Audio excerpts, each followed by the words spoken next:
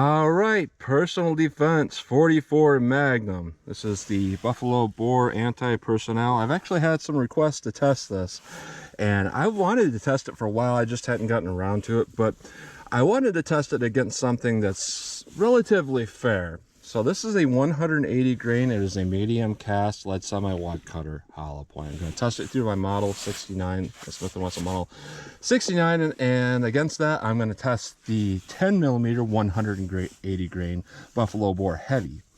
And if you look at the ratings on this, this says 1550 feet per second, 960 foot-pounds. This says 1350 feet per second, 728 foot-pounds. However, this is through a much longer barrel that was tested through a 4-inch barrel. Buffalo Bore lists, I believe, 1417 feet per second, 802 foot-pounds energy. In the past, I've actually ran this through my Juggernaut box and got over 800 foot-pounds energy. So we should be similar in our energy here. Now, obviously, 10 millimeter really doesn't come in a lead semi-wad cutter hollow point. It's just not how automatic cartridges are made. But these are both 180 grain. So this should give a really fair representation for these type of rounds you would use for personal defense. Obviously, there's more powerful 44 Magnum loads out there, but you definitely would not use them for personal defense. They would have just a little bit too much recoil. I think that's where people often get the comparison of a 10 millimeter to 44 mag. If you get a really hot 10 millimeter and take a low and 44 Magnum, they're kind of similar. They kind of fill some of the same roles. So we got our 4 1/4 inch Smith & Wesson model 69 for our 44 Magnum. For our 10 millimeter test, this is a 5.3 inch Glock 41 in 45 ACP. A lot of people think this is like a Glock 20 and 10 millimeter. No, this is a conversion. It has absolutely terrible conversion barrel, so it's probably going to jam and jam a lot. That's just the nature of the game on this, and since I don't carry this and it's still an accurate barrel, I see no reason to buy a whole nother pistol just for testing. So anyways, we're going to go through the chronograph, see what kind of velocity and accuracy we get at the same time. Then I'm going to do my 10% clear ballistic test. We have our 4 layers of denim, followed by 3 inches of clear ballistics to represent hitting like a pectoral muscle, followed by a 1/4 inch medium density fiber board to represent hitting ribs or sternum, and to more clear ballistics. We'll do a shot with this MDF and without it, because hitting this is like a ribs or sternum shot and no MDF is like a gut shot. So we'll see what the difference is between these two cartridges in that type of test, and then I'm going to shoot from a little distance just to kind of see what kind of overall practical accuracy I can get at my full-size steel silhouette. So let's get started with this test. All right, first up is our 10 millimeter. I am about 5 yards from the target, 4 yards from the chronograph. Buffalo Bore always lists a lot of different numbers for their ammunition through various guns, and one of their listed numbers was through a 5-inch 1911 at 1351 feet per second. So I'll go with that since this is about a 5.3 inch gun. So let's see how close we get to 1351 feet per second on my Glock conversion here. Didn't chamber all that well, so let's see what we get here. 1412, there goes the magazine, and another round fell out of the gun itself. So we're not here to test function of my gun, we're here to test velocity, so we'll keep going with this. See what we get.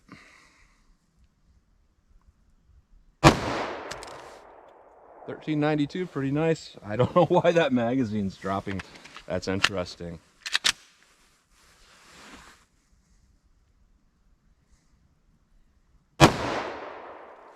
1389, got a feed jam, of course.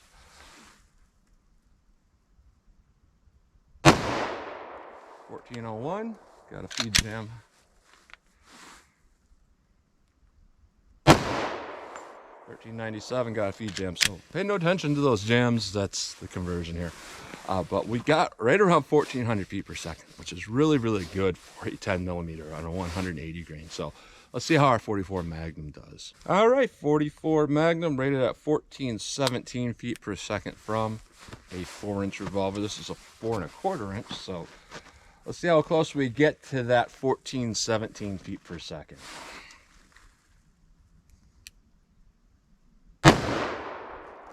1341, 1412, 1379, 1387, 1424, so we're really close in energy, I would say, for overall averages. The main difference here is our bullet construction, our diameter, and our sectional density. Science would say that the jacketed hollow point 10mm is going to penetrate deeper than this, but we won't know until we test. So let's see what we get when we hit our ballistic shell block. All right, first up we have our jacketed hollow point. I believe it's an XTP.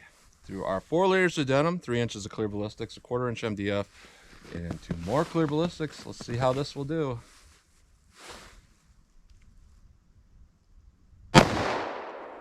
A lot of movement of that block.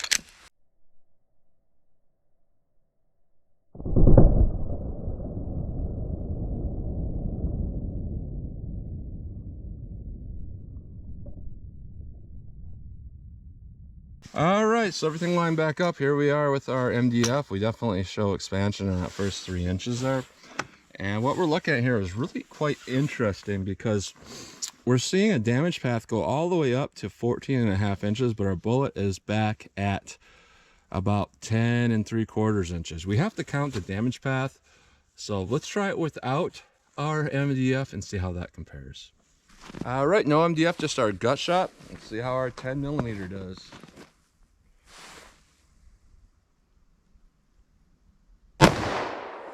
All right.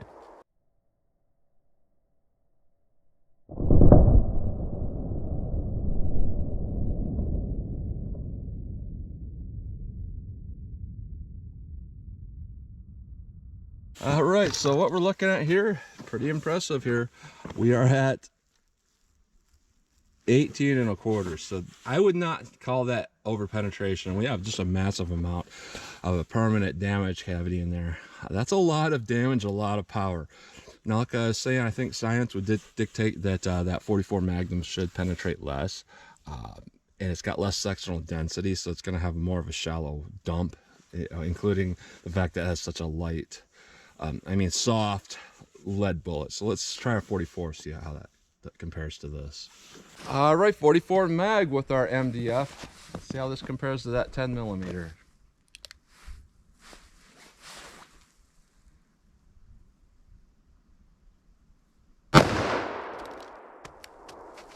A lot more movement of that block for sure.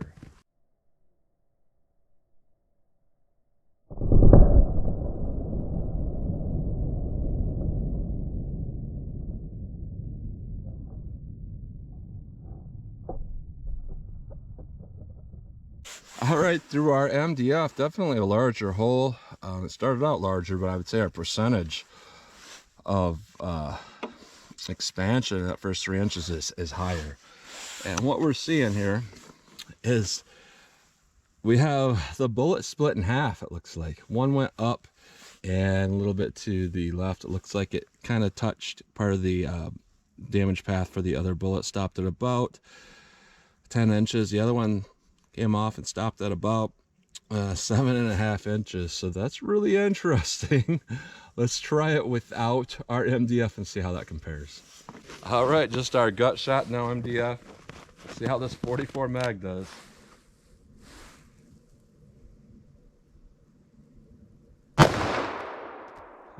All right.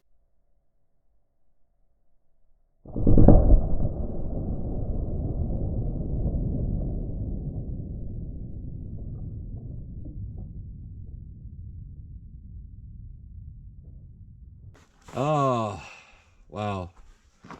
So that's different. Okay, we didn't hit any existing damage paths. We almost did.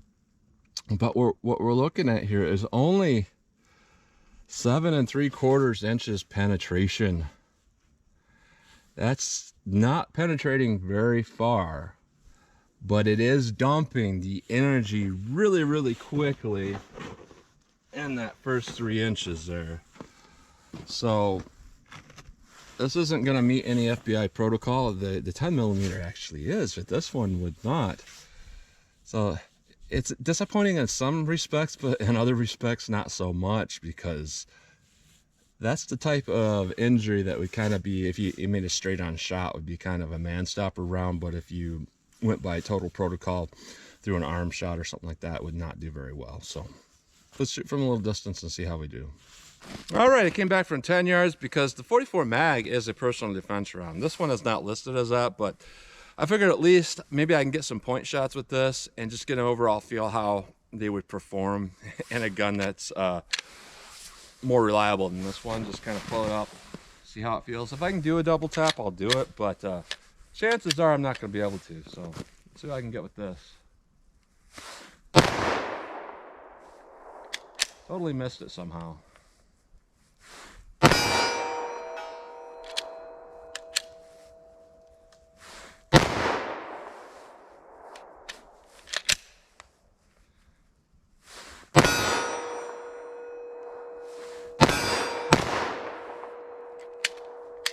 And my mag's starting to act up kind of funny here.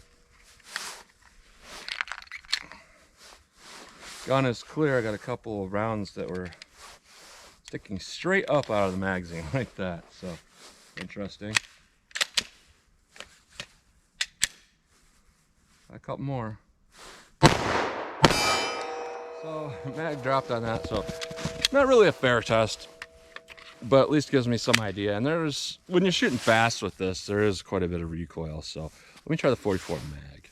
All right, 44 mag. Kind of a disappointing test for the 10mm, but you know, straight on silhouette would be perfect for a gun like this, for a round like this, I mean, because you would pretty much only want to make a front on shot. So I'll see if I can make any point shots with this particular gun. Just pull it up and see how it shoots for me. Not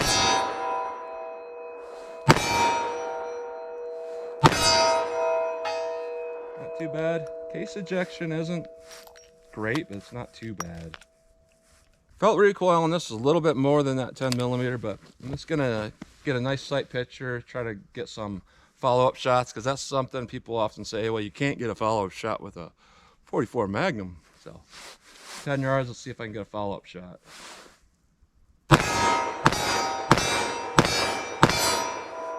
Easy to follow that red ramp. So even though this is not a fair test, we can take some of that 10mm information when it comes to comparing a semi-automatic pistol to something like this, because even on guns that do function fine, it's known that you really do have to hold them real tight. If you kind of let them jump up the way you would with a 9mm, a 9mm is going to function, that 10mm is not going to function. As for something like this, it doesn't really matter. So what we're seeing though, overall performance, now these are not bear rounds at all, absolutely not. These are kind of soft cast, medium cast is what they're called. I would feel fine with that 10mm if I had to defend myself against a large animal. With this, not so much unless I made a really good shot, because as we can tell from our ballistic test, there's no way this is going to go very deep in something. On the flip side of that, I think if you made a front-on shot with this on a two-legged attacker versus that 10mm, I think that 10mm would probably be, you know, it would probably take a couple. I feel like one of these, it's going to expand so much and hit with all that force. I just have this gut feeling that that would be it if you made one shot. So that's what you get today. Take it for what it is. Buffalo Bore 180 grain Magnum. So as always, comment, share, and like, and thanks for watching.